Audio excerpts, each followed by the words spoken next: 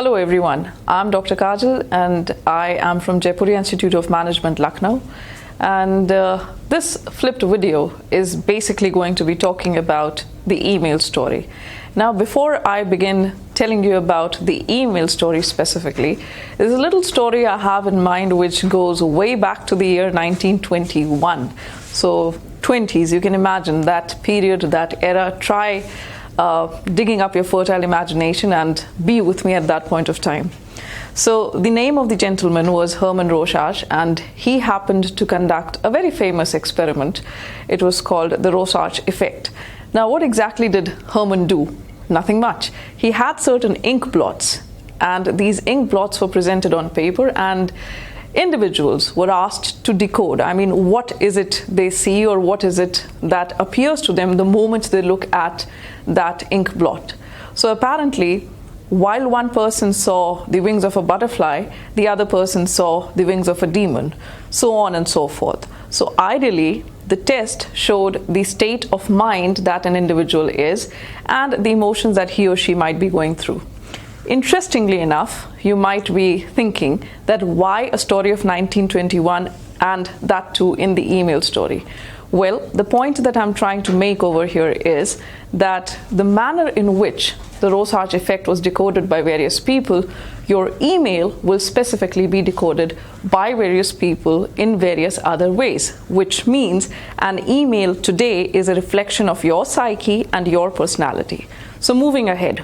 If I talk about the subject line, these are all very basic things. It is said that you should treat your subject line like a movie trailer. The idea is to give the reader a preview of what is it that they would be expecting, right? And kindly note, there are a number of you who happen to make the error, the blunder, should I say, of sending along a mail with no subject line. So it goes back to the Rorschach effect. It says that either you are not very careful about what you send across, and you should be. So treat the subject line like a snippet or a teaser to the entire movie. An interesting fact would be that on an average, if you send an email to people, 8 out of 10 people would read the headline copy, but only 2 will go into what is in the text, right? So just imagine, it is not only important that your subject line be interesting, it is equally important that the matter within it is interesting as well. And that happens to be the bitter truth. The fact of the matter of this particular lady, that is, she happens to be a leadership coach, has stated that I want to do business with a company that treats emailing me as a privilege, not a transaction. So imagine being an executive, being a leadership coach. The email is all that you have to cast a first impression if you have not met a person on a one-to-one basis, right? And beyond that, the power of an email, as stated by David Newman, is that it has the ability to have multiple channels. It can be very, very valuable, and it can have personal touches, which means, like I said, it reflects who you are and where you stand as a person. It talks about your thought clarity. That happens to be the power of an email. Now, the prime focus should always be quality of the email. You should never ever send across emails in a hurry or in a jiffy, right? Remember that your email is set to target a particular maybe person or a section of society, a group of people. Nevertheless, always ensure that it is the quality which you are focusing on.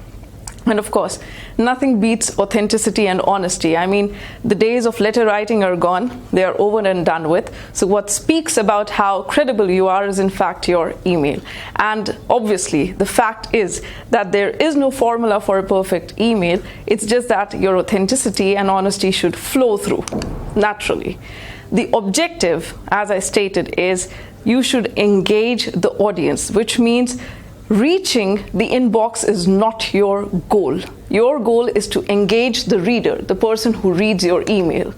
In addition to that, when we're talking about engagement, I am reminded of Confucius. He says that tell me and I will forget, show me and I may remember, involve me and I will understand, which is precisely what you want to do. Well, how do you go about writing an email? First and foremost, you write your email according to Danmans. You then delete most of it, and then you hit on the send button. Because ideally what we are talking about is writing. First of all, of course, there is pre-writing, editing, drafting, preparing a final version, proofreading, and then sending it across. So go for it. This is what I call the end of the beginning. Your task after viewing this video is to write an email to an imaginary person in the business world, in the corporate world. Now, this could be an email which carries your resume. It could be an email related to a product, service, whatever. The idea is you build a business scenario and you shoot an email to an imaginary person, right? When we meet next, we will discuss the emails which you have drafted, and we'll also look at the types of emails which are there, that is the intent of the email and the audience that you're dealing with. For now, that would be all. Thank you so much.